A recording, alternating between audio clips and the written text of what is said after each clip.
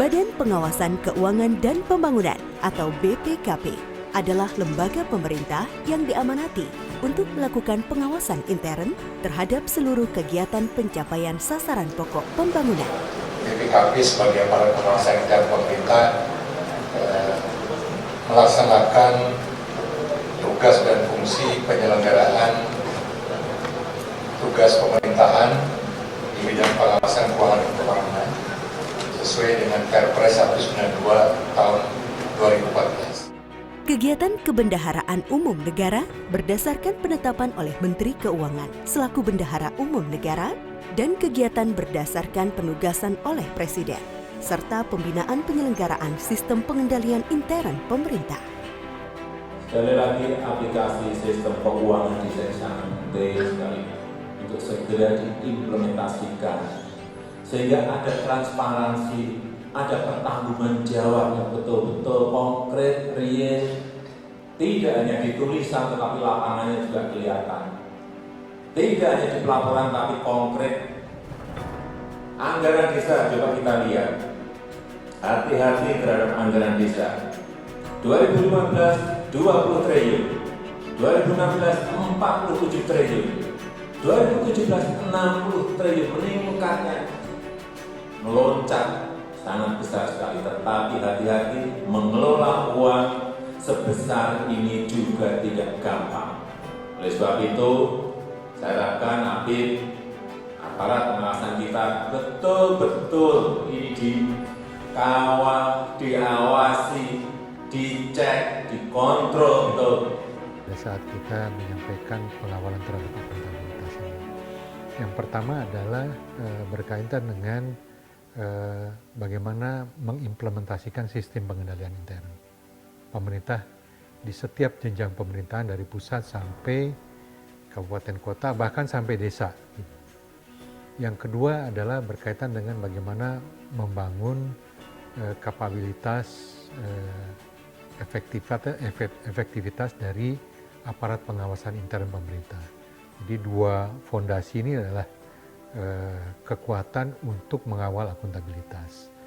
Apabila SPIP-nya berjalan dengan efektif, apabila APIP-nya bisa memastikan bahwa SPI-nya berjalan dengan efektif juga gitu ya, maka inilah yang kita bilang kita mengawal akuntabilitas pembangunan. Kenapa ini penting? Karena dengan akuntabilitas ini kemudian pembangunan bisa dilakukan, bisa berjalan dengan sustainable. Gitu ya. Banyak contoh di level manapun apabila akuntabilitas nggak bagus, ya, proses pembangunan bahkan hasil pembangunan tidak bisa dirasakan dengan sustain. Sejarah berdirinya BPKP. Tahun 83 ada Kepres 31 yang membentuk BPKP dengan tugas pengawasan keuangan dan pembangunan. Saya rasa banyak hal yang sudah dilakukan pada saat itu. Kemudian perkembangan masuk kepada Orde Reformasi, munculnya Kepres 103, dan terakhir ini pada masa pemerintahan Presiden Jokowi, Wapres Yusuf Kala, ada Perpres 192. Cikal bakal BPKP diawali tahun 1936, saat itu bernama Jawatan Akuntan Negara atau DAN. Pada tahun 1966, DAN bertransformasi menjadi Direktorat Jenderal Pengawasan Keuangan Negara atau DJPKN. Baru setelah tahun 1983, DJPKN melalui keputusan Presiden nomor 31 bertransformasi menjadi BPKP. Gandhi menjadi kepala BPKP pertama periode tahun 1983 sampai dengan 1993. Kepala BPKP kedua adalah Sudaryono periode tahun 1994 sampai dengan 1999.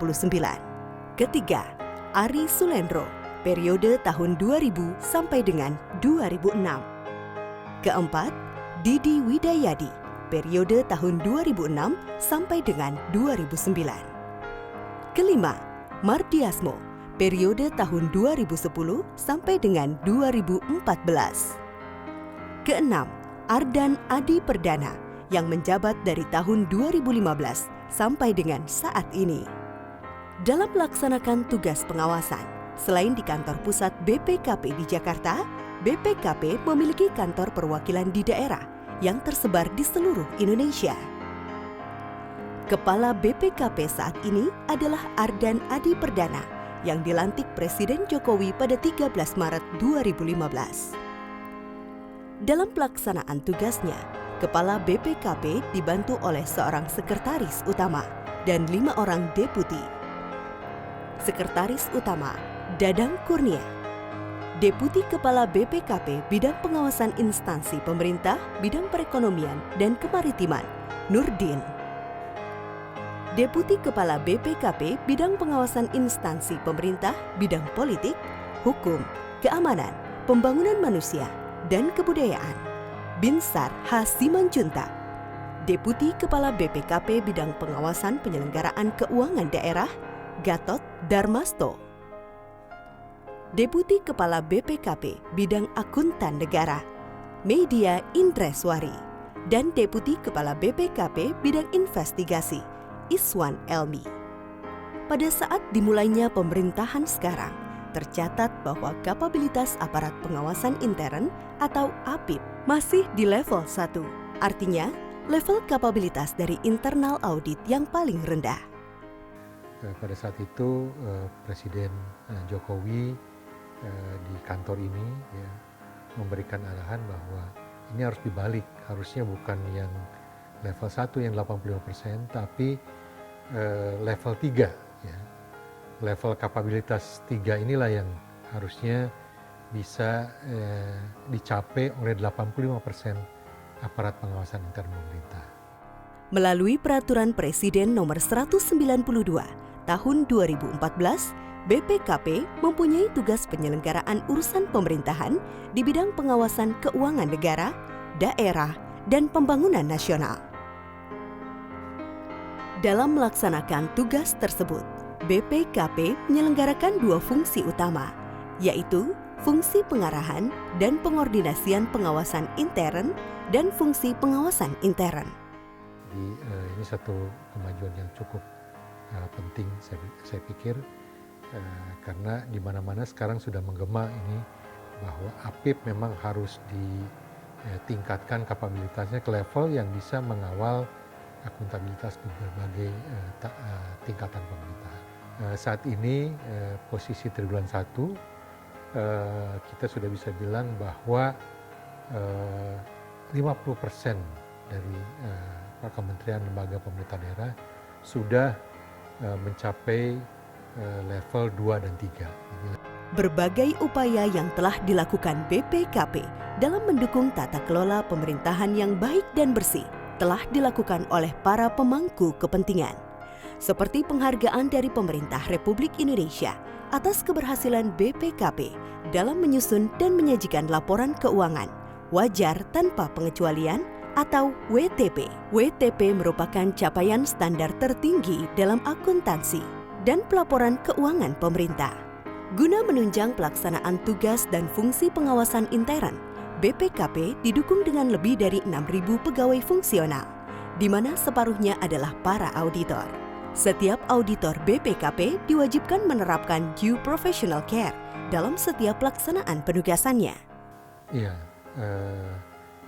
BPKP sudah punya roadmap ya. Perlu saya tambahkan juga bahwa roadmap ini disusun ya, bukan oleh BPKP tapi juga bersama-sama dengan aparat pengawasan intern pemerintah sebagai tindak lanjut dari arahan Bapak Presiden ya, pada tahun 2015 pada saat jajaran aparat pengawasan intern pemerintah melakukan rapat koordinasi nasional.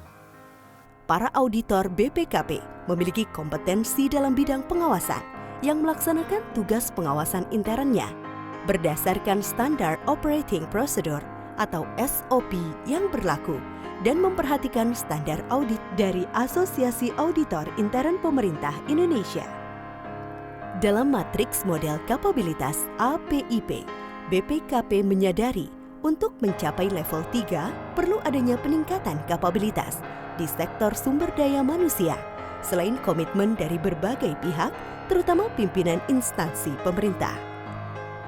Kenapa saya menerapkan adanya koordinasi secara baik antara BPK, BPKP, dan karena pembagian tugas ini dengan betul-betul terjadi.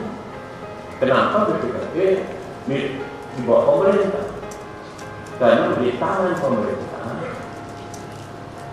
untuk memperbaiki keadaan. Kita membuat program peningkatan kapasitas, ya. Mendidik ya, aparat pengawasan intern pemerintah maupun jajaran pemerintahan yang bertanggung jawab untuk mengelola keuangan negara ya, ke level S2. Ya.